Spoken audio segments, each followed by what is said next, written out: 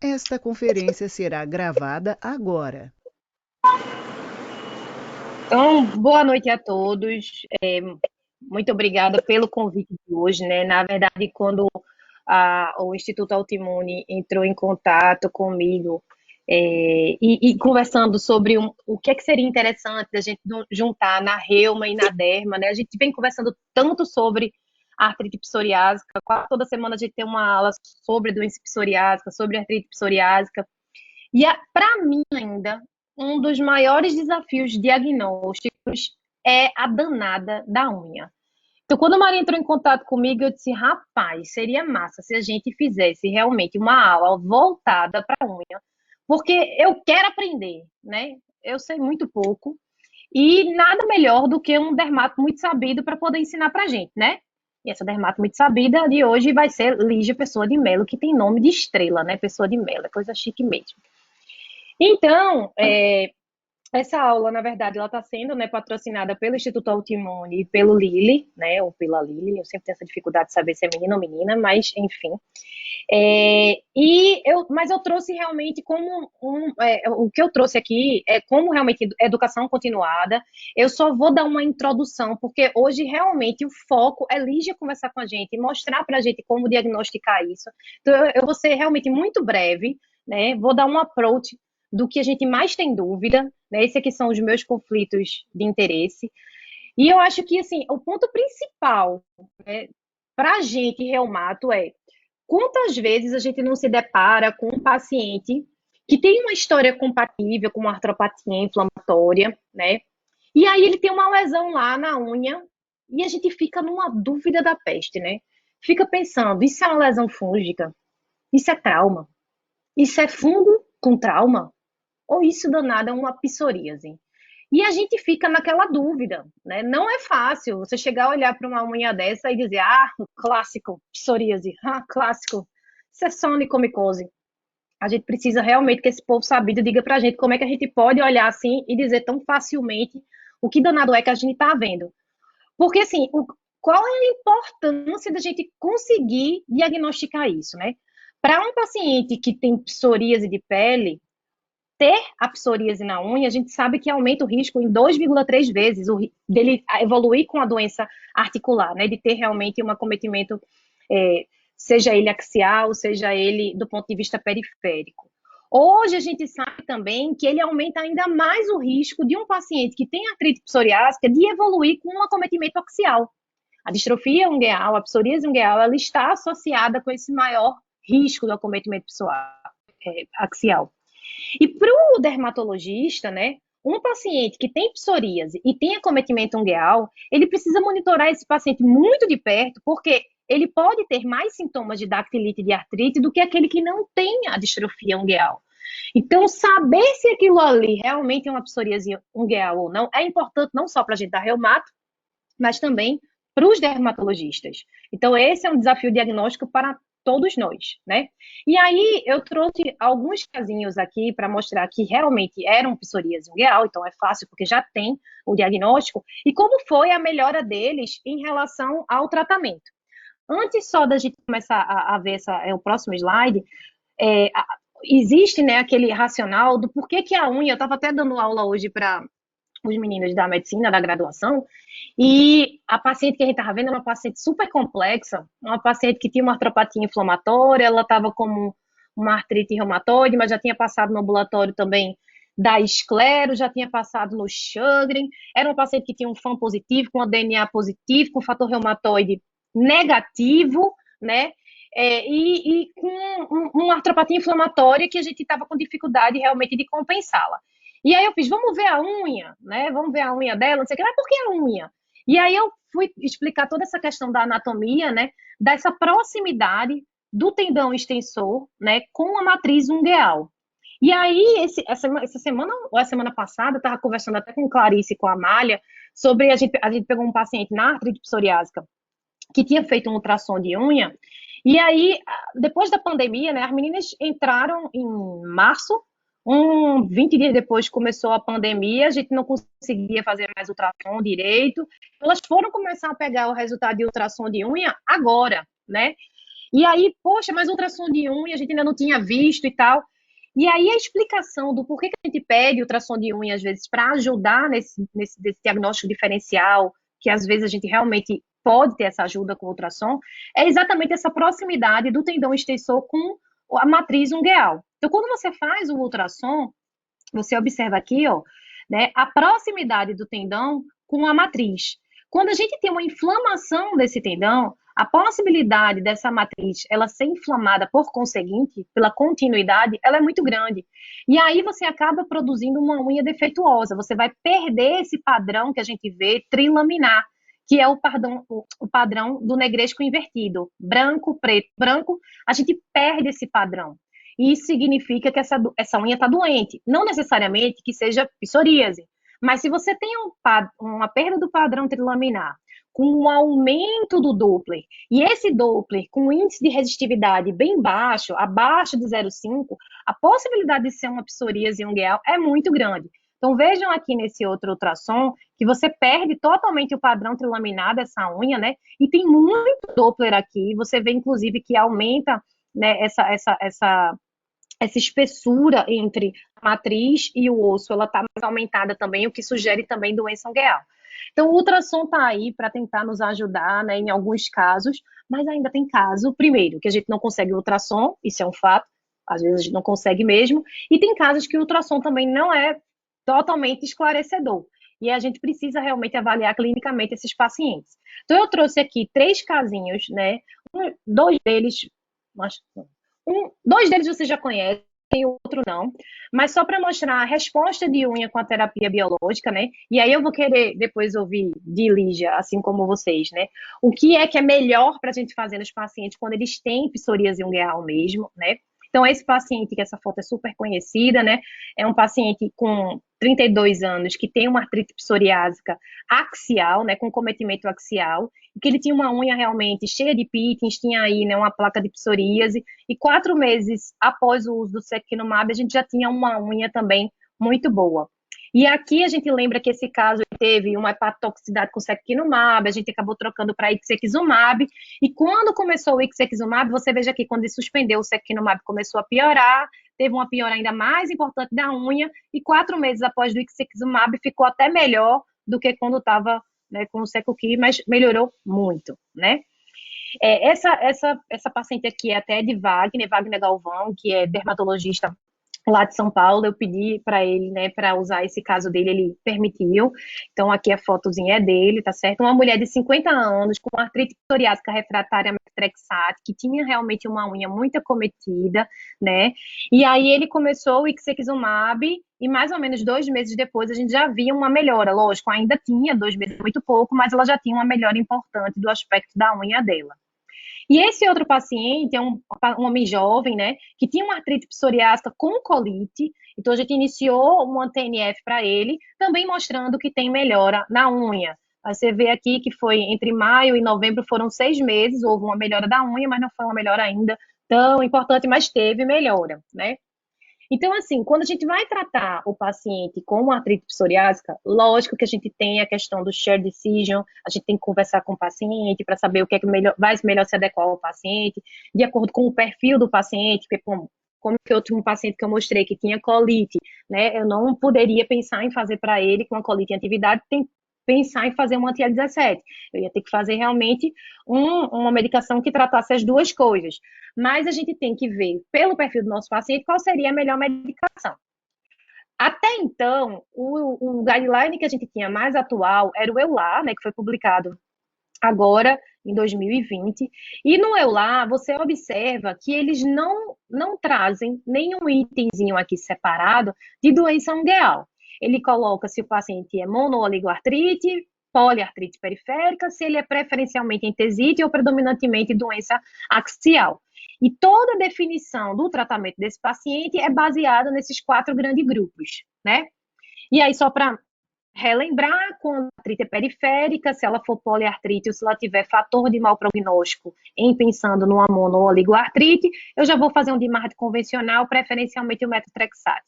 Quando mono ou oligo, eu posso até tentar fazer um anti-inflamatório hormonal, mas lembrando que não trata a psoríase. Então, se o paciente tem uma psoríase importante, eu não vou tratar ele só com anti-inflamatório, eu já vou fazer um DMARD convencional mesmo, né?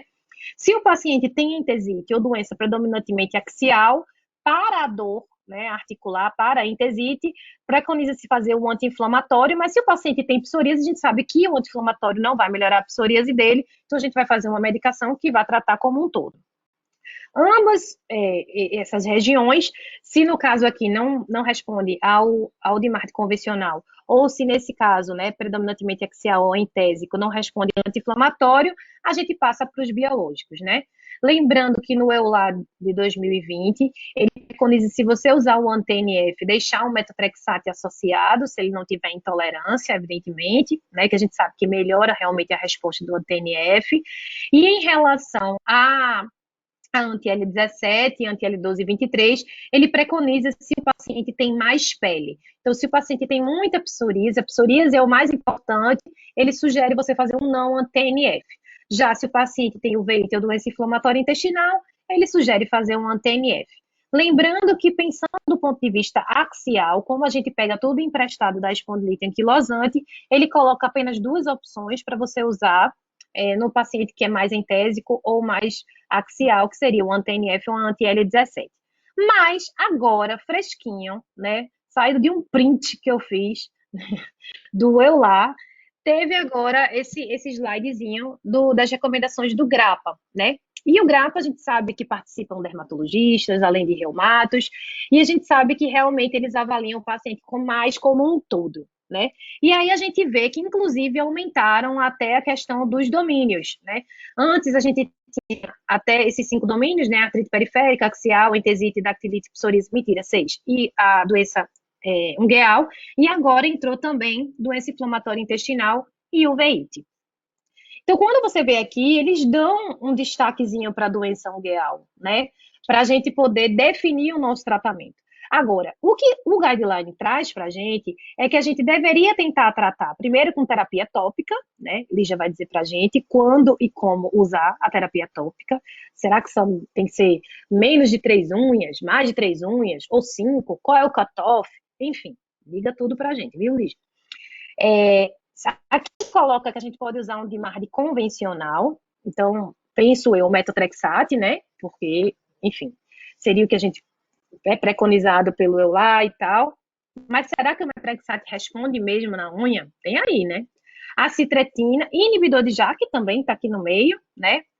Aí ela dá uma opção aqui de pular, né? E ir para um biológico, se o paciente for mais grave.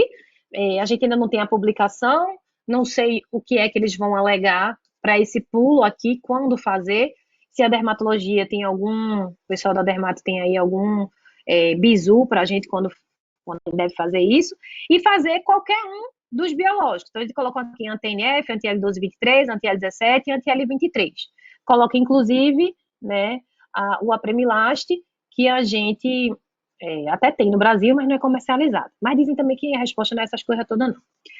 E a gente pode fazer o switch entre eles. Então, a novidade, inclusive, do EULAR eu achei, né, foi nas recomendações do GRAPPA novas, e com um enfoque, né, nesses dois outros domínios que entraram aqui, que foi o uveíte e doença inflamatória intestinal. E aí a pergunta que não quer calar, né, que não sou eu quem vai responder isso, porque tem que ser o expert falando, né, a psoríase ungueal, né, como reconhecer e qual o melhor tratamento. E para isso, eu chamo Lívia Pessoa de Mello, nome chique de doer, para poder comentar com a gente e nos ensinar. Por favor, Lijoca, deixa eu compartilhar aqui para tu poder compartilhar o teu.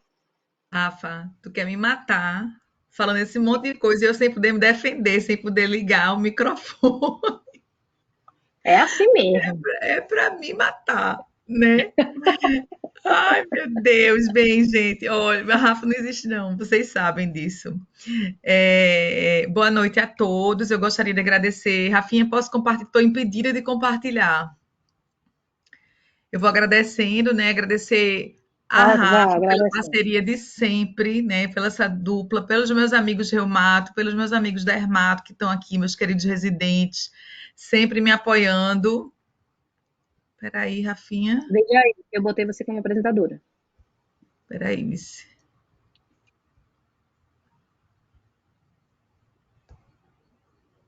Pronto. Estou compartilhando.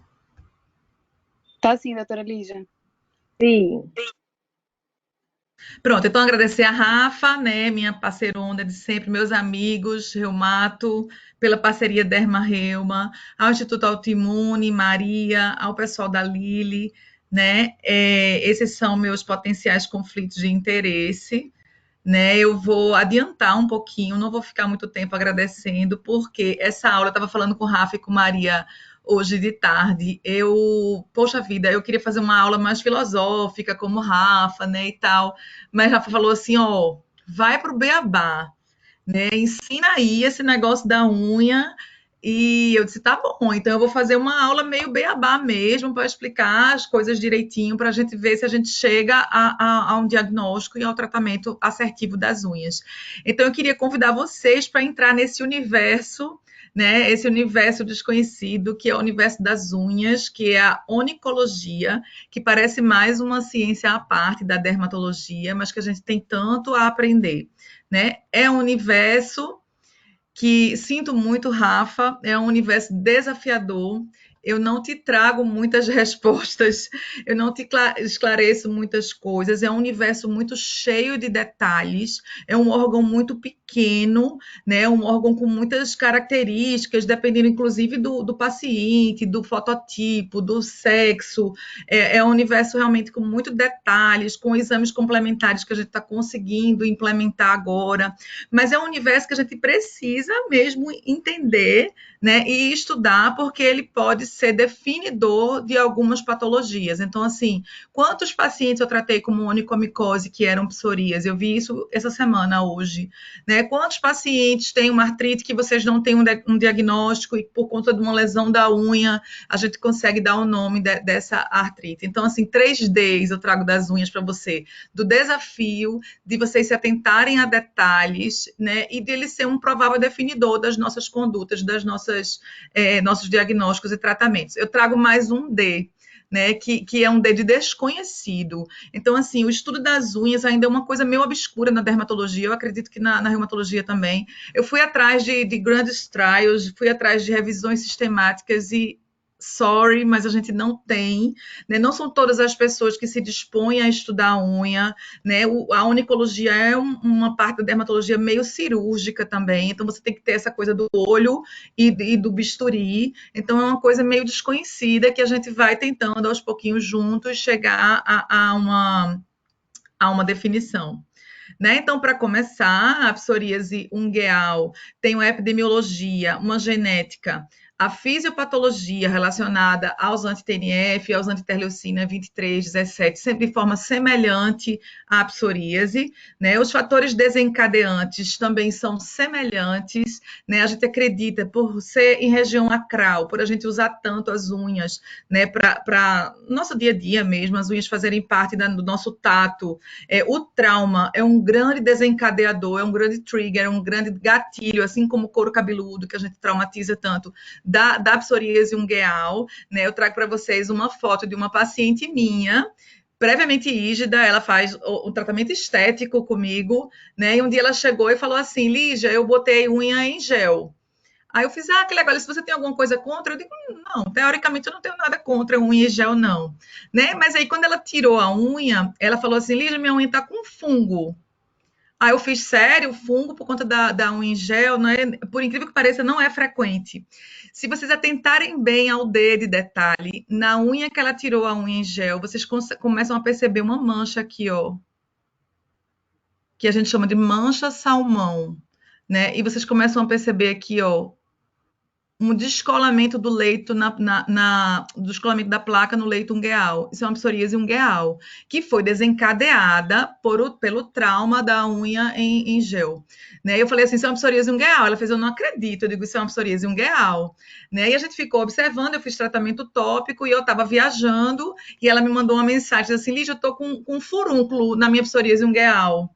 Né? E vocês percebem aqui, logo depois, acho que 2 meses, 1 mês depois, ela tem um edema de todo esse tecido aqui, né, perioniquial, que é uma paroníquia psoriásica, que essa inflamação desse tecido ao redor da unha, essa paroníquia, essa inflamação do tecido perioniquial, tem um aumento maior ainda, uma relação maior ainda com a artrite psoriásica. Hoje essa paciente está com um de vocês, eu não sei se é com Rafa, não sei com quem é. Ela hoje tem uma artrite psoriásica, né? Então, para vocês verem a semelhança, o detalhe e os fatores desencadeantes semelhantes, né? Então, o Rafa já falou da psoríase ungueal, associação com a artrite psoriásica e associação com psoríase de outras áreas especiais, como psoríase de couro cabeludo, como psoríase invertida. E a psoríase ungueal tem um grande impacto funcional e emocional. Pelo que eu falei para vocês, a gente se movimenta, a gente tem o tato, né? A gente tem as nossas funções dos membros relacionados às unhas. Então, a dor, a sensibilidade impacta negativamente na qualidade de vida desses pacientes, além do emocional. Então, assim, vocês não imaginam a importância das unhas para as mulheres, né? Então, a maioria dos pacientes com psoríase ungueal escondem as unhas. Então, daí a importância, né, da gente estudar a psoríase ungueal. 50% dos pacientes com psoríase podem ter... 50% dos... Sim, exatamente. 50% dos pacientes com psoríase têm lesão ungueal, né? Acredita-se que ao longo da vida, mais de 80% dos pacientes terá alguma forma de lesão ungueal, né? A gente vê aqui que esse mesmo número, 80% dos pacientes com artrite psoriásica tem lesão ungueal. Então, assim, é o que Rafa falou, do reumato atentar para a unha e do dermato atentar para a articulação quando vê a unha. É mais frequente das unhas das mãos e geralmente acomete mais de uma unha. Isso é interessante, né? Diferente da onicomicose, que eu acho que é nosso grande desafio em diagnóstico diferencial. Gente, eu não estou contando o tempo. Conta aí, Maria e Rafa. Estou com medo. A psoríase ungueal pode acontecer de maneira isolada, né? Então, assim, 1 a 5% dos pacientes têm só a psoríase ungueal e esse paciente fica rodando, sendo taxado de onicomicose por aí, né? Mas, ao mesmo tempo, os pacientes com psoríase ungueal ou o paciente com qualquer doença ungueal pode ter associação com onicomicose também. Certo, gente? Então, entenderam? Então, assim, a metade dos pacientes com psoríase tem lesão ungueal, mas a grande maioria deles terá alguma lesão ungueal ao longo da vida, como a grande maioria dos pacientes com artrite psoriásica tem lesão ungueal. Tá? Então, antes de eu falar dos achados da psoríase ungueal, é muito importante a gente ter uma noção da anatomia da unha, porque as manifestações clínicas vão depender do local da anatomia da unha onde acontece o dano. Então, assim, você conhecer a anatomia e saber que naquela topografia aconteceu a lesão da psoríase, vai refletir clinicamente na lesão da unha. Então, a gente vai entender... Deixa eu ver aqui. Não, é isso mesmo. A gente vai entender que na unha, né, no aparelho ungueal, que é um aparelho que tem uma relação íntima com a articulação, como o Rafa já falou, então a gente cansa de pegar deformidades ungueais, deformidade dos dedos, de pele mesmo, relacionados à articulação, é reflexo da articulação, né? Então o aparelho ungueal, ele é dividido de uma forma bem básica em três locais, em matriz, em leito e em placa, né, ou lâmina. Então, a lâmina ungueal é uma placa queratinizada que ela é fruto dos epitélios da unha. O leito, né, é um dos epitélios da unha, onde a placa ungueal se deita. Então, eu tenho uma estrutura queratinizada morta, né, a unha é morta, deitada, literalmente, sobre o leito ungueal. Essa lâmina queratinizada, que é a placa ungueal, ela é fruto de outro epitélio, que é a matriz ungueal. A parte visível da matriz ungueal é o que a gente chama de lúnula, que é essa meia luazinha que a gente vê aqui, principalmente no primeiro quirodáctilo, né? Então, lúnula é a parte visível da matriz ungueal. E a gente tem outro epitélio, que é esse epitélio aqui perioniquial, né, ao redor da unha, e a gente tem outro epitélio, que é o hiponíquio, que é justamente a colinha entre a lâmina ungueal livre e o leito, tá? Então, nós temos uma lâmina de queratina dura, né, em forma de placa, que é formada pelos 4 epitélios, que são matriz e leito, perioniquial e hiponíqueo, certo, gente? Não sei se deu para entender. Dependendo de onde acontecer a psoríase, é que a gente vai ter um achado diferente. Então, vai ser assim, ó. Se a minha psoríase acontecer na matriz ungueal, cuja parte visível da matriz ungueal, como eu já falei para vocês, é a lúnula, nós vamos ter clinicamente ou pitting, ou traqueoníquia, ou leuconíquia, ou suco de Bo, ou a lúnula avermelhada, tá? Então, se tiver psoríase na matriz, a gente tem essas 5 possibilidades aí. Se a gente tiver psoríase no leito, né, nesse epitélio debaixo da lâmina, a gente tem essas outras possibilidades aqui, ó. Onicólise, queratose subungueal, mancha em óleo ou mancha salmão e estilhas hemorrágicas no leito. Se a gente tem essa parte aqui do tecido peroniquial acometido, a gente tem a paroníquia psoriásica. E quando a gente tem um acometimento geral, a gente tem a acropustulose, que é aquela acropustulose de alopo, aquela psoríase pustulosa localizada, que acomete todos os epitélios e todas as estruturas da unha, certo? Então, vamos seguir. Primeiro, eu vou falar das alterações da matriz, tá? Então, a primeira alteração da matriz que eu queria mostrar para vocês é o pitting. O que é o pitting? Vou falar bem detalhado, viu, Rafa? Que tem residente aí, tem tudo. Então, o pitting é uma depressão cupuliforme que a gente visualiza, ó, na placa ungueal, uma depressão cupuliforme como se fosse um dedal, né? Um furinho na unha, vamos dizer assim. E esse pitting, ele é resultado de uma psoríase que acontece ou na matriz ou na dobra ungueal proximal. A dobra ungueal proximal é essa dobrinha de onde sai a cutícula. Então, vamos dizer que na matriz tem uma psoríase, que tem a paraqueratose, que tem lesão de psoríase. Quando essa unha vai sendo produzida pela fábrica da unha, que é a matriz, que tem esse pequeno defeito, essa paraqueratose, essa psoríase aí, ela sai com esse defeitinho, ela sai faltando, né? Que é o que a gente chama de pitting, né? O pitting da psoríase é diferente do pitting de outras dermatoses, de outros acometimentos ungueais de outras dermatoses. O pitting da psoríase, ele é profundo e numeroso, ele é crateriforme, assim, certo? Como eu já falei para vocês, o pitting é fruto de um defeito de queratinização da matriz, né, ou da dobra ungueal. Traqueoníquia nada mais é do que os pittings acumulados, um juntinho do outro, né, múltiplos pits. Eu falo para meus residentes que é assim, ó, traqueoníquia. Ela faz assim, ó, uma lombada assim, traqueoníquia. É como se fosse a junção de vários pittings. E essa junção de vários pittings, essa traqueoníquia, ela pode levar a uma fragmentação ungueal mesmo, uma ungueal esfarelada, né, uma ungueal fragmentada, que a gente chama de fragmentação ou crumbling, tá? Então, pitting, traqueoníquia e crumbling, na verdade, eles vêm de uma mesma fisiopatologia, que é um distúrbio da queratinização da matriz, tá? Então, vocês veem aqui, ó, pit, traqueoníquia, né? Vocês veem muitas traqueoníquias aqui por conta do pitting. Aqui vocês veem um pitting grandão, ó, crateriformezão, que é o pitting da psoríase. Vocês veem essa coloração amarelada, que eu vou falar para vocês depois, que é uma coisa muito sugestiva de psoríase, essa coloração amarelada, tá? Então, pitting. O pitting, ele acontece em outras dermatoses, como eu já falei para vocês, é esse aspecto indedal da unha, mas vocês podem reparar que o pitting que a gente vê na dermatite atópica ou o pitting idiopático que a gente pode ver nas crianças é muito diferente do pitting da psoríase, né? A gente falando assim é muito fácil, mas não é, na vida real não é fácil, mas teoricamente o pitting da dermatite atópica, ele é mais uniforme, ele é menos profundo, né? O pitting da alopecia areata, ele é mais profundo, mas ele é menor do que o da psoríase, ele acomete toda a unha. O da psoríase, ele é mais profundo, cupuliforme, né? E em pequenos aglomerados, tentando formar essa traqueoníquia. E se vocês prestarem bem atenção, esse fundo da psoríase, ele é meio amarelado, né? Então, diagnóstico diferencial de pitting. Tá? Continuando no dano da matriz ungueal, a gente vai para a leuconíquia. A leuconíquia vem o nome aí, leuco mesmo de branco, né? A leuconíquia também é um defeito da queratinização da matriz distal ou da lúnula. Acredita-se que na leuconíquia tem esse distúrbio de queratinização da matriz distal. A matriz distal está quase perto da lúnula, quase perto da dobra ungueal, que é por aqui, ó. Aqui, e que um defeito de queratinização, né, escapa por diminuição de queratina, aí parece que há a entrada de ar, né, e forma essa coloração branca, que a gente chama de leuconíquia.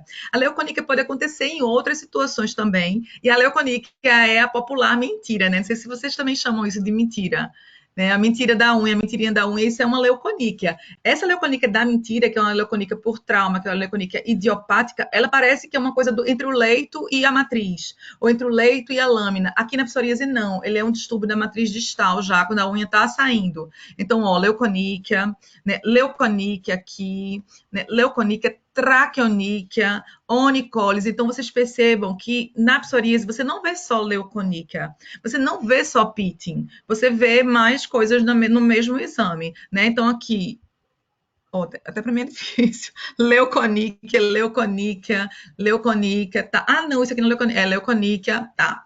Além disso, eu vou mostrar outra coisa. Os red spots, né? Os red spots, a psoríase, ela tem essa tendência a ser amarelada, a gente já sabe que é por conta dos neutrófilos. E ela tem uma tendência a ser avermelhada, assim como as lesões de pele também, por ser uma doença inflamatória. Então, os red spots nada mais são do que inflamação com vasodilatação na matriz distal ou lúnula. Lembra que eu falei para vocês, de novo, repetindo, a lúnula é a parte visível da matriz. Essa matriz é a parte distal. Se ela estiver inflamada, vocês podem ver aqui, ó, os red spots, tá vendo? Bem bonitinho. Então, são pontos avermelhados na lúnula, que são red spots. Nessa mesma unha, você vê, ó, pitting,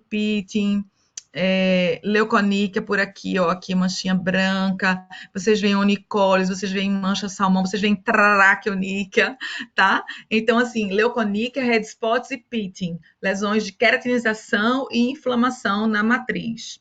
Mais uma alteração da matriz ou da dobra ungueal proximal é o suco de Bow.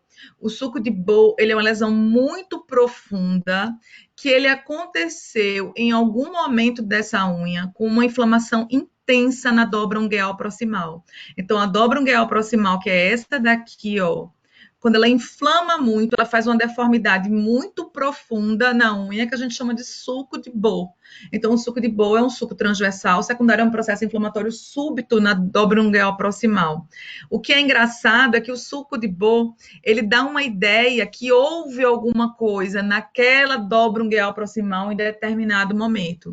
Então, vocês vão perceber, eu já vou falar, que em unha, a gente vai usar muito essa história da cronologia, porque as unhas crescem, né? As unhas crescem, as da mão mais rápido, as do pé mais devagar. Então, você consegue fazer uma analogia entre a lesão e o tempo. Por exemplo, esse suco de Bow aconteceu nessa inflamação da dobra ungueal aqui, que agora não está mais inflamada, e que ela foi subindo e o suco de Bow seguiu, né? Essa inflamação intensa aqui deve ter provocado um suco de Bow que vai subir, ó, mais um suco de Bow aqui, tá? Então, o suco de Bow, esse suco transversal intenso, que é fruto que naquela época houve inflamação intensa na dobra ungueal proximal.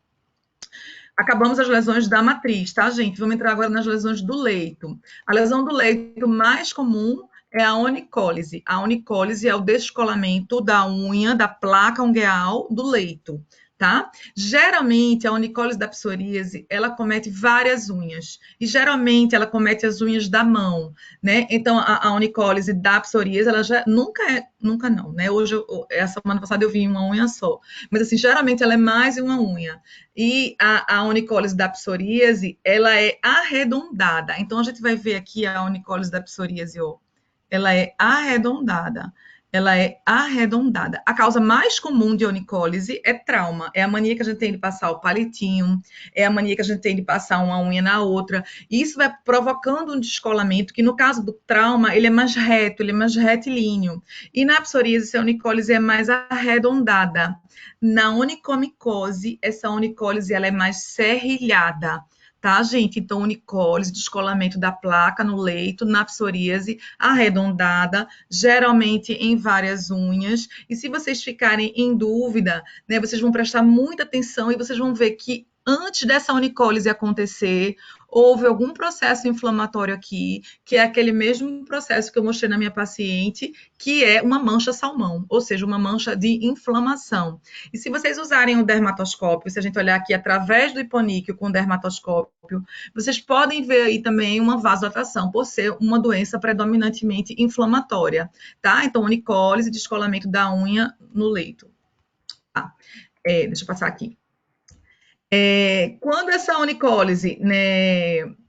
Tá, já falei para vocês. Então, a mancha em óleo, ela nada mais é do que aquela mesma onicólise que eu mostrei para vocês sendo que de uma forma mais medial, ou seja, é uma alteração, uma onicólise, um descolamento da placa no leito em ilha, perdida na parte medial da unha. Então, ó, aqui, uma onicólise em ilha, né? Uma onicólise em ilha, no meio, aqui, a ilha aqui, ó, no meio da unha. Então, a mancha em óleo e a mancha salmão, ambas são onicólises que podem acontecer de forma distal, mas de uma forma bem característica na psoríase, na forma mais medial da unha.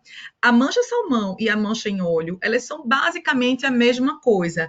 A gente vai depender do espectro da doença, como se a mancha salmão precedesse a mancha em óleo, como eu mostrei à minha paciente, porque a mancha salmão, por ela ser rosa, ela tem mais a ver com a vasodilatação. E a mancha em óleo, por ela ser amarelada, ela tem mais a ver com neutrófilos, que é uma fase mais tardia da psoríase. Ambas são descolamentos mais mediais do que aquele distal da onicólise em si que eu mostrei para vocês. Então, vocês vão ver aqui, ó, mancha salmão em ilha, medial na unha, né? Mancha em óleo, aqui a mancha em óleo aqui em ilha, aqui, ó, mancha salmão aqui, tá?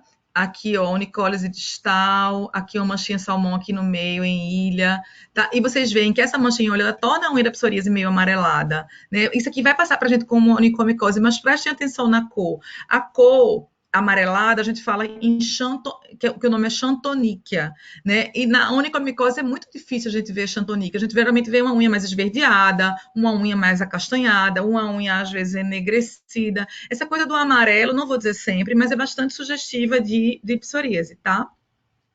As estilhas hemorrágicas, então as estilhas hemorrágicas nada mais são do que a inflamação com vasodilatação e pelo crescimento da placa ungueal e por aquelas aqueles capilares inflamados, aquela vasodilatação inflamada no leito, pelo crescimento da unha, essa unha vai arrastando um capilarzinho, vai arrastando o vaso e ela vai formando essa hemorragia linear, que a gente chama de hemorragia em estilha. Né? Então, é uma vasodilatação associada ao crescimento fisiológico da unha, que mostra esses capilares em forma de estilha. Né? Então, aqui, ó, hemorragias em estilha, mancha em óleo aqui, gente, ó, mancha salmão, tá? Então, aqui, pite aqui, ó, pite, hemorragia em estilha, pite, hemorragia em estilha. Então, assim, essas coisas que eu tô falando para vocês, esses achados, eles geralmente acontecem em múltiplas unhas e múltiplos achados ao mesmo tempo. Mais um achado por distúrbio do leito, a gente está falando de leito, é a queratose subungueal. Então, vocês imaginam que a psoríase é uma doença de turnover epidérmico, né, e uma doença inflamatória. Então, a gente vai ver exatamente isso na unha. Então, imagine vocês que embaixo dessa placa tem um leito com muita hiperqueratose, né? Então, a gente vê, ó, essa hiperqueratose subungueal, esse excesso de queratina de uma maneira compacta, amarelada, embaixo da unha. Se vocês prestarem muita atenção, vocês vão ver que tem lesão de psoríase aqui, e vocês vão ver que tem uma inflamação nesse tecido perioniquial aqui, que é a paronychia psoriásica, que eu vou falar em seguida. Ó, aqui, ó, queratose subungueal. Geralmente, essa queratose subungueal da psoríase, ela é muito compacta. Se vocês veem túnel nessa queratose subungueal, é provável que esteja acontecendo uma onicomicotização. Então, uma associação fúngica, como essa daqui, ó. Vocês veem uma queratose compacta, vocês veem uma onicólise, vocês veem uma unha amarelada, parece até que tem um edema aqui, uma inflamação aqui meio perioniquial, ó, mas tá vendo que tem um túnel, isso pode ter dermatófito, pode ter fungo associado. Ó, queratose subungueal, onicólise, tá? A paronychia psoriásica, que é a inflamação dessa pele, dessas dobras ungueais laterais, que a gente chama de perioníquio. É mais um epitélio da unha, junto com a matriz, com o leito e com a dobra ungueal. Né? Então, paronychia psoriásica é uma inflamação intensa nos tecidos perioniquiais. A paronychia psoriásica, ela faz diagnóstico diferencial com aquelas candidíases de mulheres e homens também, que trabalham muito com água, né? Que tem aquelas candidíases, aquelas paroníquias crônicas. Às vezes, chega aquelas unhas ali, aí os residentes falam, ó, uma mão com candidíase. Eu digo, caramba, não é uma paronychia psoriásica. Porque ela vai ter associação com algumas coisas, que é um paciente nosso, ó, que ela tem lesão de psoríase e tem a paronychia psoriásica, ó, a paronychia psoriásica, mancha em óleo, tá? Ó, mancha em óleo traqueoníquia, paronychia psoriásica. A minha paciente aqui que fez uma paronychia psoriásica, certo? Os pitings aqui, uma inflamação aqui, uma paronychia psoriásica, tá? Onicólise, mancha salmão, hiperqueratose subungueal, paronychia psoriásica, essa coisa da inflamação ao redor da unha, tá? A paronychia psoriásica tem uma associação maior com a artrite psoriásica pelo processo inflamatório mais intenso, como a gente pode imaginar. E tem a acropustulose contínua do Arrow, que é uma variante pustulosa da psoríase localizada, né, que acomete toda a estrutura do aparelho ungueal. Geralmente ela é mais comum em uma única unha, mas a gente vê esse paciente aqui é nosso, né? Eu fiquei muito orgulhosa, que foi uma ex-residente minha que atendeu, e ela fez, eu tô com um paciente com um diagnóstico de acropustulose contínua do Arrow em várias unhas, né? Então, são quadros mais graves, com associação com artrite psoriásica, que esse também é um grande... A psoríase ungueal é um desafio terapêutico, mas esse ainda mais, né? É um quadro mais grave e tal. Aqui é um artigo, né, é uma série de casos, na verdade, de 228 casos, onde ele quer ver o que é mais comum dessas alterações que eu falei para vocês. Então, aqui em cinza, são as lesões que ele achou nos pacientes dele em mão, e em pretinho são as alterações do pé.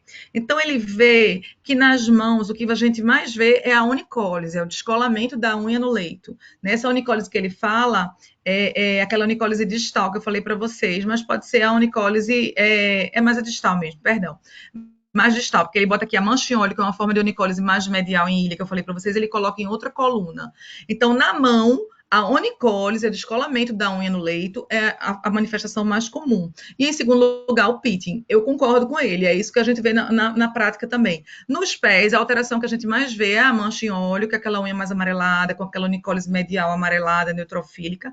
A queratose subungueal, também a gente vê no pé, e a onicólise em terceiro lugar. Vocês vejam que no pé a gente não vê muito pitting, né? E na mão a gente não vê muita queratose subungueal. Então, isso também ajuda, é o que é mais frequente. De uma forma geral, as alterações de leito são mais comuns. Então, a onicólise, mancha em óleo, mancha salmão, hemorragia em estilha, são alterações mais comuns. As alterações de matriz a gente vê, mas elas não são tão comuns como as alterações de leito. Eita, eu fiz um... tá. E aqui, continuando, né, nosso universo das unhas, aí eu vou dar algumas chaves, algumas armas, algumas pistas de diagnóstico, além da descrição clínica, apesar de que eu acho que o diagnóstico está mesmo na descrição da lesão, né, no achado semiológico. Então, eu estava falando com os residentes hoje. O residente falou assim, eu estou com o paciente com onicomicose aí. Eu fiz, tem onicomicose, tem um diagnóstico já, qual é o fungo? Não tem onicomicose, não. Eu digo, então me fala qual é o achado da unha que você viu. O que é que você viu? Você viu onicólise, você viu hiperkeratose subungueal? Né? Então, a gente se acostumar com essa descrição para depois dar o diagnóstico. E o diagnóstico diferencial, que é realmente um grande desafio para a gente. Então, aqui tem uma revisão de Antonella Tosti, que mostra, mais uma vez, os achados ungueais, e eu mostro para vocês, aqui essa coisa avermelhada, inflamatório crumbling, que é o acúmulo de pits, o acúmulo da traqueoníquea, né, os pits aqui com onicólise, como eu já mostrei para vocês, hemorragia em estilha, mancha em óleo, mancha salmão, tá? E aqui a pergunta que não quer calar, né? A pergunta de $1 milhão. A Rafinha já viu esse slide meu. Eu tentei fazer essa tabela para tentar dar pistas de quando você pensar em onicomicose e quando você pensar em psoríase. É difícil para a gente também, né? Mas assim, quando a gente vê uma unha doente, geralmente com onicólise, com hiperkeratose subungueal, para a gente fazer o diagnóstico diferencial de psoríase e onicomicose, a primeira coisa que a gente tem que buscar são o sinal da infecção fúngica ou o sinal de psoríase. Então, vocês vão ver que nessa unha doente, se for psoríase, pode ter psoríase em outras áreas, pode ter psoríase em regiões especiais, em regiões de dobra, né? Vocês podem ver outros achados de psoríase na psoríase ungueal. Quando é onicomicose, vocês vão ver sinais de infecção fúngica em outros locais, vocês vão ver tinha em outros locais, principalmente tinha pedis, né? Vocês vão ver descamação no pé, sugerindo tinha pedis. Então, a primeira coisa quando você vê a unha é procurar a doença em outro lugar. Né? Na onicomicose é mais comum os debris, a leuconíquea, que é aquela leuconíquea branca superficial, bem sugestiva da onicomicose, que é diferente da que a gente vê em psoríase, e a hiperkeratose subungueal. Na psoríase é mais comum a onicólise, a mancha em óleo, os pits e a hemorragia em estilha. Então é diferente. Geralmente na onicomicose a anoníquea, a ausência da unha não ocorre. Na psoríase a anoníquea pode ocorrer, mas não é frequente, eu não falei. Então, quando vocês virem uma doença destruindo a unha, acabando com a unha, isso não deve ser onicomicose de jeito nenhum, e isso tem uma probabilidade pequena de ser psoríase. Geralmente, quem destrói a unha é uma doença chamada líquen, né? O líquen plano ungueal. A psoríase não é muito destruir, e a onicomicose muito menos. Né? Aquela coisa da cor que eu falei para vocês, a onicomicose mais verde, mais acinzentada, mais marrom, mais melanônica, que é a unha mais castanha, mais escura, e na psoríase é a unha amarelada. Né? A onicomicose tem um caráter infeccioso, a psoríase tem um caráter mais inflamatório e hiperqueratósico, a onicomicose mais comum nas unhas dos pés e a psoríase mais comum nas unhas das mãos. A onicomicose não tem associação com artrite, né? Então isso aí eu não preciso nem falar para vocês. Aquela coisa do clipe ungueal, o Rafa também já conhece, alguns de vocês já conhecem também essa coisa do clipe ungueal, que é você tirar um pedacinho da unha e mandar para o histopatológico, né? Vou repetir o que eu falei em uma aula um dia desses com meus amigos reumato, você corta isso no consultório, coloca no vidrinho seco e manda para o histopatológico, manda para o laboratório de patologia de sua confiança. E eles vão olhar esse pedacinho da unha e eles vão tentar visualizar o fungo nesse pedacinho de unha, ou visualizar algumas características de psoríase nesse pedacinho de unha. Né? No fungo, ela vai ver paraqueratose, neutrófilo, vai visualizar o próprio fungo, né? E na psoríase não tem o fungo com tanta frequência. A dermatoscopia, que eu acho que na psoríase é uma arma importantíssima. Então, diante de uma onicólise, né, vocês conseguem visualizar aquela borda eritematosa, que é aquela mancha salmão, para poder ajudar no diagnóstico de psoríase. Né? Na onicólise do fungo, vocês veem um padrão serrilhado, né? Então, na psoríase, eu falei para vocês que é uma onicólise arredondada, e na onicomicose é um padrão mais serrilhado. E isso se explica porque o leito ungueal, ele é ondulado. Então, quando o fungo ele adentra, né, através da placa ungueal, ele ocupa algum caninho desse do leito, alguma debris desse do leito, e ele faz esses canalículos de fungo, às vezes até com abscesso fúngico aqui, que dá esse aspecto de uma onicomicose, de uma onicólise serrilhada, tá? Então, na dermatoscopia, vocês conseguem ver esse aspecto serrilhado. Essas estilhas hemorrágicas e a vasodilatação do hiponíqueo também fala a favor de psoríase, com o dermatoscópio, Rafa, a gente consegue ver isso. Outro achado também aqui é uma publicação do Dr. Newton, que é uma pessoa que tem muita experiência em unha. Ele fala dessa história do aspecto em ruína. Lembra que eu falei para vocês que o leito ele é ondulado e a unha deita nesse leito ondulado e o fungo ele segue esse caminho da onda do leito. Então, esse aspecto em ruína que a gente vê na onicólise ou na hiperkeratose subungueal é mais sugestivo de fungo. Aqui também, ó, não é aquela hiperkeratose subungueal compacta, ela tem essa história da ruína. E aqui, ó, a onicólise serrilhada que eu falei para vocês. Esse paciente ele pode até ter psoríase, mas provavelmente ele tem uma micotização secundária. Eu até acredito que é só onicomicose, porque vocês estão... Aqui, o serrilhado, eu nem tinha visto. Ele tem uma coisa meio esverdeada aqui, ele tem uma coisa meio descamativa aqui, né? Ele tem uma leuconíquea mais superficial, pode ser uma leuconíquea fúngica. Então, nesses pacientes, vocês pedem o micológico, ou vocês fazem um clipping, porque nada impede que ele tenha as duas coisas. Os pacientes com doença ungueal, eles têm mais fungo do que o paciente que não tem doença ungueal. A ultrassonografia, não vou falar, a Rafinha já falou, eu tenho uma arma... É uma ferramenta importantíssima que vocês já descrevem isso há muito tempo. Isso agora é a febre da dermatologia. Vocês não queiram saber como está na moda na dermatologia agora, não só em psoríase, em ultrassom de unha, mas também nos procedimentos estéticos. A gente está falando muito de ultrassonografia, tá? Que é aquela perda do aspecto trilaminar que a Rafa falou e o Doppler. Vocês vejam como subiu, né, ao longo do tempo essas publicações de ultrassonografia. E aqui é o índice de gravidade. Por que é importante falar do índice de gravidade? Porque em psoríase, vocês sabem que a gente usa o PASI. Se eu for calcular o PASI de um paciente com doença ungueal, esse PASI meu vai ser muito baixo. E ele não vai justificar sequer uma abordagem mais sistêmica do meu paciente com doença das unhas. Então, numa tentativa de estabelecer um score da doença ungueal, esse Rich e colaboradores, em 2003, começou com essa possibilidade de dar um número, uma nota para a doença ungueal, que ele chamou de NAPS, que é o Nail Psoriasis Severity Index. Né? Então, ele escreveu em 2003. O NAPS consiste em você pegar a unha, dividir em 4 quadrantes e você vê em cada quadrante quais são as alterações que ele tem. Se é pite, se é leuconíquia, se é red spots, se é hemorragia em estilha, se é onicólise, se é mancha salmão, tá? Então, em cada quadrante, a gente vê essas alterações, você dá um número de 0 a 3, né, do que ele tem em cada unha, depois ele multiplica pelos 4 quadrantes, multiplica por todas as unhas e chega a um número que é um número de gravidade do NAPS.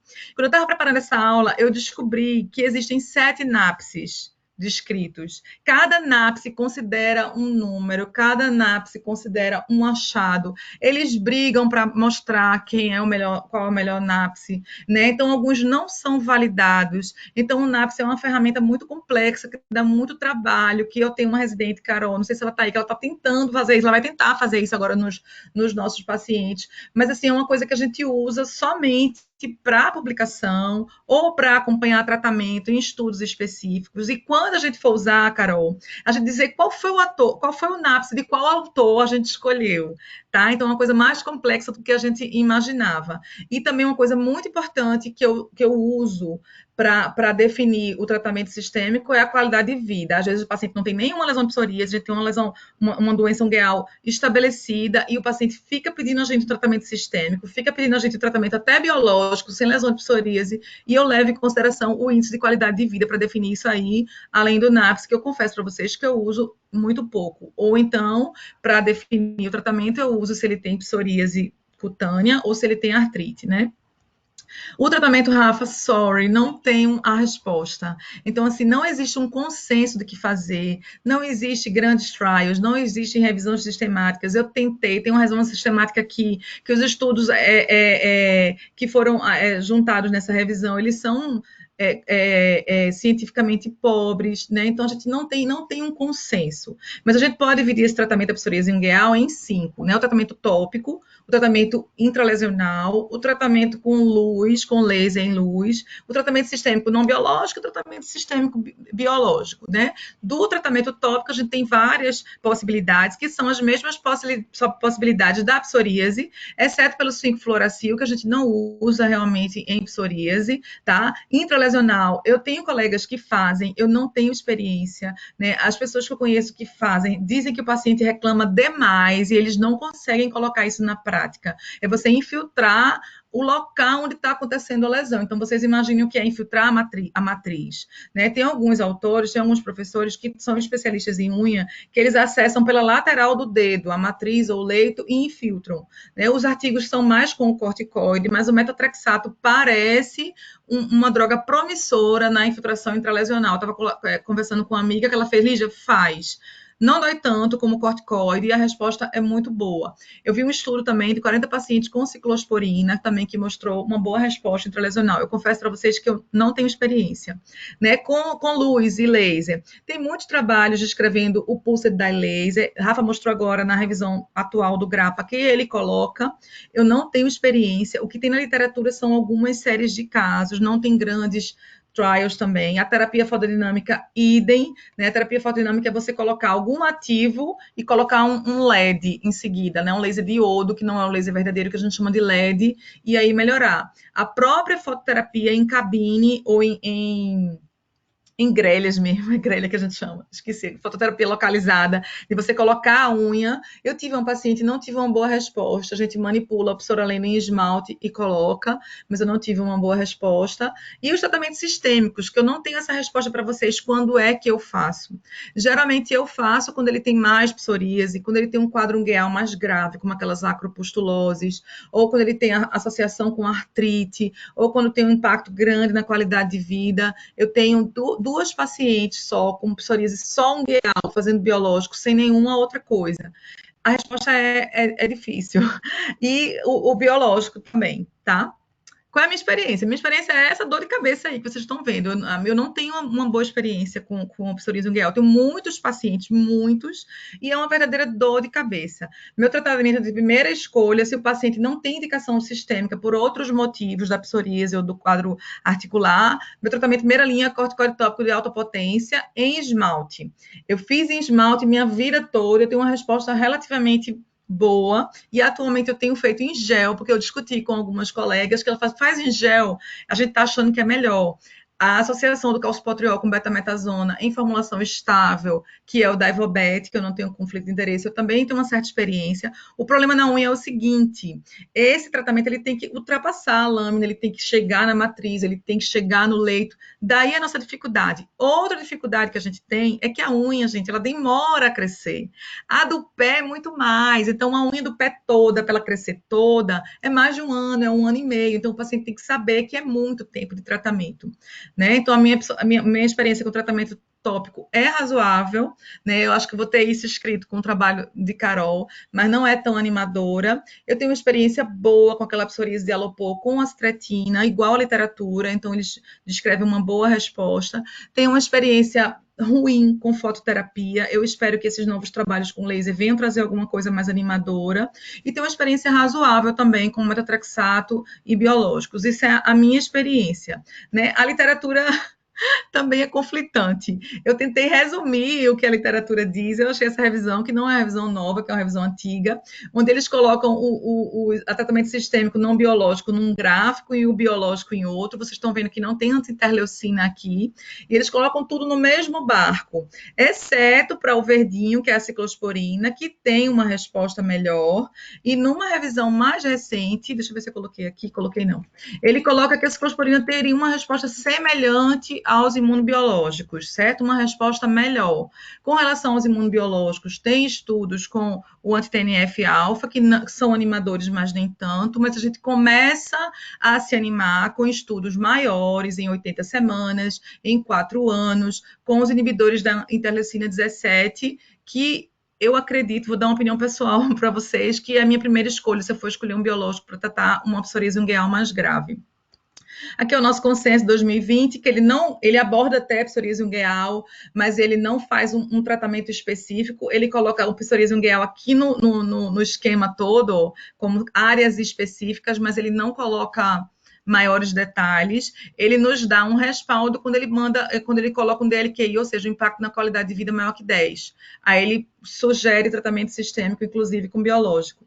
Aqui tem aquela indicação anterior do GRAPA, né, onde ele coloca biológicos como primeira escolha para psoríase, junto com não biológicos aqui, mas biológicos numa escala superior. Eu peguei o print de Rafa e trouxe nessa atualização do GRAPA, onde ele fala que me surpreendi, que ele fala aqui em laser, né? Mas são série de casos. Ele fala até no inibidor de JAK, Rafa, quem sabe, coloca a astretina aqui. Os resultados com a astretina da literatura são semelhantes aos que eu tenho. Eles são semelhantes ao metotrexato. O pessoal de fora, ele não dá muita bola para a astretina, né? E em unha, a gente não dá bola nenhuma para o apremilaste. Eu me admirei quando ele falou aqui, né? E ele tem uma opinião semelhante ao que eu falei, ele coloca os anti-TNF juntos e começa a colocar os antiterleucinas, particularmente eu acho os antiterleucinas superiores, né? E é isso. Então, assim, vou concluir como eu comecei. É desafiador, é rico em detalhes, mas é definidor. Então, a gente precisa estabelecer um novo olhar para as unhas dos nossos pacientes. A gente precisa examinar as unhas do nosso paciente, quem sabe chegar a um diagnóstico, né? Então, aqui são os 2 locais onde eu trabalho, Hospital Otávio de Freitas, ambulatório de psoríase nas sextas à tarde, aqui é o IMIP, ambulatório de psoríase nas quartas à tarde.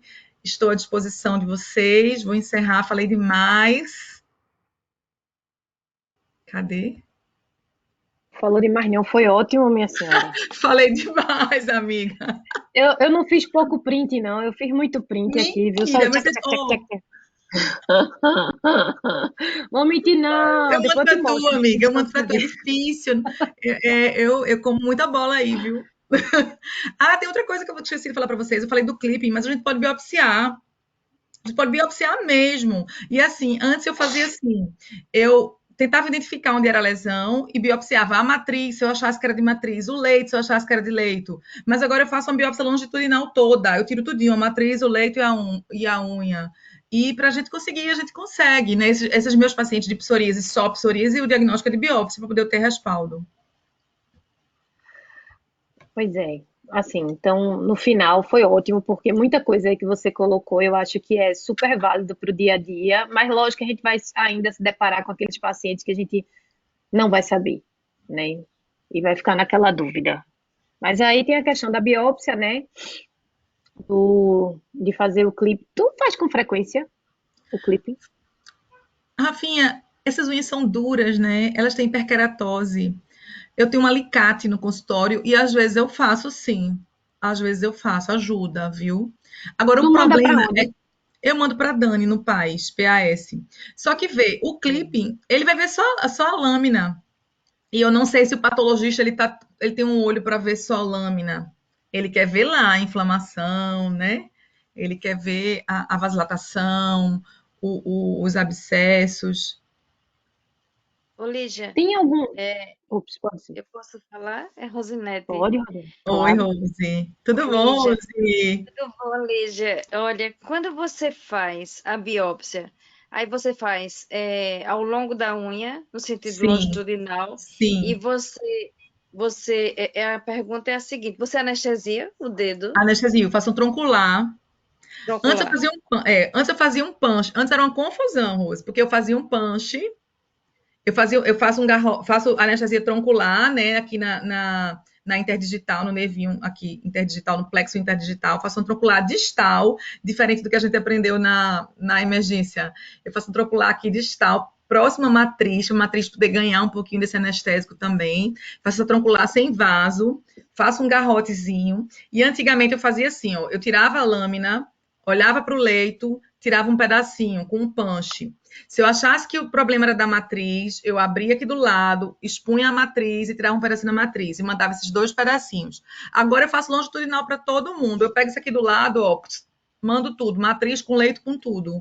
É melhor para o patologista. Tu imagina que ele vê um punch desse tamanho para dar um diagnóstico. Então essa longitudinal eu comecei a fazer recentemente e tem dado certo. O primeiro paciente que eu fiz foi aquele do Alopô, que minha residente viu, que eu mostrei para vocês aí. Tem outra pergunta, Lígia. Quando o pessoal do IMIP, eles gostam muito de fazer o Tecnomet injetável. E eles fazem 25 miligramas. Aliás, eles fazem 12 ml, que é 50 miligramas semanal, que quem aplica é o pessoal da Onco, né assim? É, mas eu não Então, faço 2 aí ml, não. o pessoal faz 30 dias e o paciente retorna. Não, nunca fiz isso. Eu faço 1 ml semanal por um mês e peço o paciente voltar. Eu Igual a faço mim. assim. Eu faço É, exatamente né? assim. Ou então eu faço Eu, 0,6, que dá 15, 06. né? 0,6 Mas dá peraí, 15. faz aonde? Na intralesional? Não, Não, intramuscular. intramuscular. Tecnometria Intramuscular, Mas Rafinha. só por um mês? Não, eu mando voltar com o Não, exame. a gente Ah, manda voltar sim. com TGO e TGP para acompanhar, senão ele pode estourar o TGO e o TGP. A questão é Mas só eu tenho uma essa. experiência maravilhosa com esse 1 ml intramuscular. Eu também tenho. Maravilhosa, Eu estou né, fazendo Rose? agora. É. Então, assim, a resposta é muito boa. Os pacientes ficam, doutor, é um milagre. Um doente que era candidato a um laser, ele melhora tanto que ele fica extremamente feliz. E eu peguei uma paciente sua, do Foi, ambulatório do Rose. IMIP. Eita, eu sei quem é. Ela é a parente de Matilde, que tem uma dactilite, né? Isso, tem uma Ela foi lá dactilite bem hoje, ela tá importante. fazendo. Agora ela acabou de começar, É. ela só fez 2 vezes. Porque ela foi para mim e disse, doutora, eu preciso fazer isso. Isso vai atrapalhar a minha artrite? Eu digo, de jeito nenhum. Você vai bombar na artrite. A Aí doutora ela fez botou para assim: quebrar. eu tô tomando anti-inflamatório, doutora, eu melhorei tanto da minha dor, doutora Rose passou. Agora eu tô tomando só 3 dias, tô com medo de tomar mais. Eu disse, menina, reumato tem medo de anti-inflamatório, não. Mulher, eu mandei ela tomar. Eu disse, olha, você pode tomar até 15 dias. Doutora, e meu rim não vai fechar, não? Eu digo, vai nada, mulher. Quem tem Ela artrite disse, eu tô psoriásica tomando não há três pode. dias, tô com medo. Eu disse, menina, reumato mandou, tá mandado tomar anti-inflamatório. Eu disse a ela que quem tem artrite reumatoide psoriásica não nasce com um rim ruim, Ah, não. O não. rim é bom. Ruim, ruim. Rosinete, É. deixa eu só tirar uma dúvida, Elija. O que vocês estão falando é 1 ml é igual a 25 miligramas. É aquele vidrinho de Sim, 50 com 2. Exato, é exato. isso, doutora Ângela. Eu não faço aquele frasco ampola grande de 50 miligramas, Não, um nem eu 20 não. ml, não faço não. Eu só faço de 2 ml. Eu só faço de E lá 2. no IMIP eu não tenho notado essa facilidade, mas lá no IMIP eu tenho essa facilidade. O pessoal da Onco quebra esse galho pra gente É, e é muito bom. eles aplicam, né? O pessoal da Onco, é super legal. É. Tá Me vendo? Nós tira uma temos dúvida, paciente Lígia. comum. É, É, coisa boa. Tu tem algum cutoff, ou tu já viu, Lígia, em relação à quantidade de unhas para definir terapia sistêmica? Tipo assim, a partir de tantas unhas é melhor fazer sistêmico Não, do que amiga. tópico. Não. E nem um número de NAPSE para indicar, sabe? Inclusive, Não, tem uma NAPS a daqueles. gente não vai fazer, não. Carol, oi, força, Carol, faça esse NAPS. Carol tá Vai lá aqui, depois pro tá, HC né, fazer esse NAPS. Carolzinha? Ela disse que vai Carol fazer, tá porque tá aqui. aí. Eu tô vendo Carol. Tô Olha aí, olha aqui, aí. Carol, te tô anima. aqui. Tô Tem um dos falando com a outra autores desses Carol, sete. pensando, Tá aí, Carolzinha. Tem tô tem uma pensando das em outra forma. autoras. Oi? Tô Pensando em outra pensando em forma dela outra fazer. forma da gente calcular esse Eu sinapse vou te de uma dizer essa forma mais forma. fácil. Nessa revisão do NAPSE que ele faz, eles brigam, cada um diz uma coisa, que o NAPSE dele é melhor. Tem uma das autoras que escolhe a unha-alvo. Porque, veja, o NAPSE, você vai dar a nota por quadrante, né? Mas, assim, ele dá a quantidade de quadrantes acometidos. Mas tem paciente que tem 2 quadrantes que tem todos os achados. E tem Isso. paciente que tem, entendeu? Mas tem paciente que tem em todos os quadrantes um pequeno achado. Então, é muito confuso, porque ele não vai contar, entendeu, Carol? Então, elas assim, vamos fazer o NAPSE de uma unha só, que é a unha alvo, a unha pior. Eu acho que talvez a gente vá usar esse, Rafinha, entendesse? Rafinha que gosta de validar, o Entendi. NAPSE, eu nem sei qual deles que é o validário, nem olhei. Vai ter Acho que que nem ver tem. para poder. É. Se não tiver, tem que validar, né? Mas Tem já que não validar, tem né, uma Rafa? publicação. Olha aí, olha aí. Oi. Oi. Aí vai ter o nome de Rafa e de Lígia, Oxe, que validando. Porque o meu. pose. E Rafa vai me Só se o ajudar a cara validar. quiser ir. Só se o O cara que vai te quiser ir ajudar? lá ler os NAPS lá do HC, né, Carol? Olha aí, Lígia, Carol. Eu vou, tô Lá do Doutora Ângela. prestigiada com a doutora Rafa e a doutora Lígia. Eu vou. para Lígia. Lígia, eu posso te perguntar uma coisa? Claro, doutora Ângela. Olha o seu celular. Eu tenho um paciente de artrite psoriásica que ele tinha umas lesões só de glúteo, umas lesões de psoríase mesmo que foram confirmadas. E ele estava com as lesões tudo super bem, super controlado. Em abril ele teve Covid. E aí suspendeu por conta própria o anti-TNF, desde abril que ele não toma, e aí ele voltou para mim hoje, eu não vejo desde o começo do ano, que eu não vejo. Falava só com ele. E ele voltou para mim para a gente reintroduzir as coisas. Ele nunca teve lesão de unha. Ele não tem lesão de unha. A única lesão dele era de região interglútea. E ele me volta com essa lesão de axila e essas duas unhas desse jeito. Isso é a psoríase ou tem alguma coisa a ver com a Covid? Caramba, nunca é fácil, minha gente. Eu apresentando é muito fácil, né? Onicose. O doutor Ângelo está mostrando. Deixa eu ver se eu consigo projetar, eu vou tentar depois. Ele tem uma leuconíquia, doutor Ângelo, uma leuconíquia proximal, né? Ele tem no outro dedinho, nesse quinto quirodáctilo aqui, parece que ele tem um suco de bol, como se ele tivesse tido uma lesão há duas semanas atrás, na dobra. E ele tem. Ó, não é Essa fácil, tá lesão da vendo? axila, Ele essa tem uma lesão da baroníquia também, esse paciente, só que não é uma baroníquia tão inflamatória, é meio descamativa, com perda da cutícula, tá vendo? Eu acho que são psoríase ungueal. Eu pedi uns exames para ele, que ele estava sem exames, e eu vou trocar o anti-TNF pelo L17. Ele tem. Agora, a lesão da axila, tô Eu achando consigo, eu meio consigo liquinificada. compartilhar aqui. Vou compartilhar aqui minha conversa do WhatsApp com a doutora Ângela, que tem a foto aqui, peraí. Vê aí, Tem Rafa. a foto que eu mandei para ela. Vai, Rafa. Estão Manda vendo aí, Rafa. aí? Estão Tô. vendo? Abre, Eu mandei. Rafinha. Não abri, não? Tá Tá fechado. pequenininho. Tá É porque pequenininho. você não descompartilhou. Tá, melhorou bastante. Tá ótimo. Eu consigo apontar? Não, né? Eu é que tenho que apontar. Vai dizendo aí para ver se eu acerto as coisas, Rafa, vai. vê se ele tem uma leuconíquia aí nessa região proximal. Tá vendo a manchinha Aqui, branca? Aí não, na outra, no outro dedo. Na outra, No outro dedo, Rafinha. Aí, ó, ele tem uma o leuconíquia aí. outro Ele dedo, tem uma Lígia, leuconíquia. Tá vendo que o isso não é outro lúnula? Isso é uma é uma leuconíquia. lúnula, né? Tem como se fosse uma lúnula aí, né? Pô, a lúnula Mas branca. é uma lúnula branca demais, né, minha gente? A lúnula é em forma de meia-lua. E ele não tem lúnula nos outros dedos, não dá pra gente ver, tu tá entendendo? É porque a lúnula, ela é geralmente do polegar. E quando o indivíduo é mais velho, ele perde a lúnula até do polegar. Eu fiquei olhando, minha lúnula é bem pequenininha. A gente vai perdendo as lúnulas, né? Quando vai envelhecendo. E o polegar é um dos últimos que perde a lúnula. Então, geralmente, indivíduos adultos, a lúnula fica visível só no polegar. Olha aí de vocês. Então, assim, não é comum uma lúnula no 1, 2, 3, 4, quarto quirodáctilo. E eu tô achando muito branco para ser lúnula. Eu acho que isso é uma leuconíquia. No outro dedinho, Rafinha, parece que ele faz um suco de bo acima de onde seria a lúnula. Um entalhe mais profundo, como se ele tivesse tido um dano aí realmente na dobra ungueal proximal há um tempinho atrás, há umas 2 ou 3 semanas, né? Nos pacientes mais velhos, o crescimento da unha da mão ele é mais lento também, né? Então, assim, há 1 ou 2 semanas ele deve ter tido alguma coisa aí, algum trauma ou droga ou alguma lesão de pele que machucou aí a dobrinha ungueal proximal e ela tá crescendo.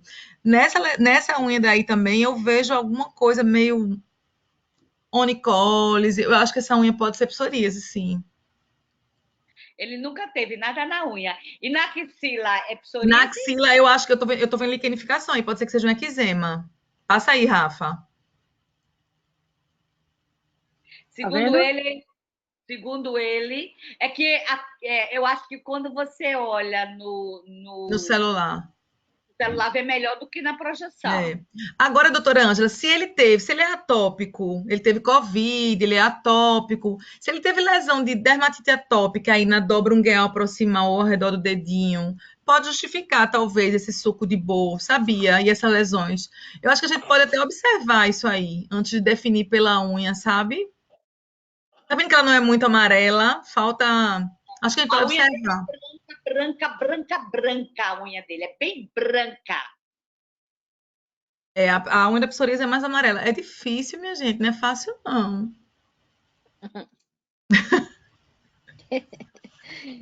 Tá bom. Tá vendo, Rafa? Na dúvida, manda para a Lígia. Pede ultrassom, doutora Ângela, pede ultrassom. O problema é que ele não é nem daqui, é do interior, e é daqueles agoniados que quer voltar para casa na mesma hora. Tu tá entendendo? É, aí nesse paciente aí, se ele não tivesse outra Eu coisa. mandei ele voltar para o anti-TNF dele, porque ele estava, no exame físico, ele estava tranquilo. Mandei ele voltar para o anti-TNF dele e fazer os exames basais, que fazia tempo que ele não fazia. É, eu acho assim, que pela lesão de pele, pela unha, não justificaria a gente trocar, né? Eu faria assim, hidrata a unha, faz ultrassom, manda para a senhora procurar. É que a lesão de psoríase dele interglútea tá ótima, tá sequinha, que não Isso. secava, ela tava sempre lá, ó, tô aqui com o TNF, tô aqui. Mas como Isso ele fala, melhorou, isso fala contra a doença ungueal. como ele melhorou do quadro articular muito, aí eu deixei ele porque a lesão de psoríase eram poucas, tinha umas 3 lesõezinhas perto do sulco interglúteo. Aí eu deixei ele com o TNF. Era pequenininha, secava, abria, mas aí essa secou, essa tá boa. E apareceram essas agora, axila e unha. Mas eu estou na dúvida. É o O. Observa, doutora Ângela. Se o quadro dele articular não justificar, eu deixava. Eu deixei ele com o TNF. Deixa aí. Difícil.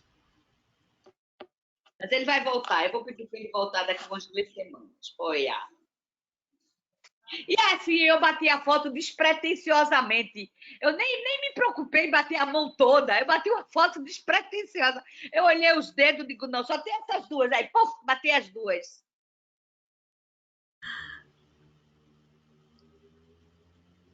E aí, gente, alguém mais? Minhas reze. Parabéns, Taizinha. Lígia, foi ótimo, viu? Você e Rafinha. Obrigada, Ângela. Parabéns, Lígia. Esther daqui da Paraíba. Não, Sua aula Estezinha, tu estás maravilhosa. aí. Te Não amo. acredito. Ai, meu Deus, se eu soubesse que Esté estava aí, eu estava tão nervosa se eu soubesse. Nossa, até eu conheço. Maravilhosa. Adorei o evento. Estezinha, saudade. Vou mandar uma mensagem para tu, que eu tenho uma coisa para te contar. Beleza. E vou lhe convidar para você dar essa aula para os meus residentes aqui de João Pessoa. Eu Amei. dou, amiga, eu dou. Rafaela, Essa doutora aula é top demais. Esté, chama a Isso. Alessandra, chama o pessoal da Rio Mar. Chama o povo da Reumato. Sim. Porque isso é uma dúvida nossa, né? Por Então, isso que eu acho. sim, vamos Oi. fazer aqui em João Pessoa. Combinar com Lígia aqui. Era bom Porque, presencial, veja, né? Era, gente? Era. Porque Era. isso aí é uma dúvida nossa, e essa aula de Lígia é super didática.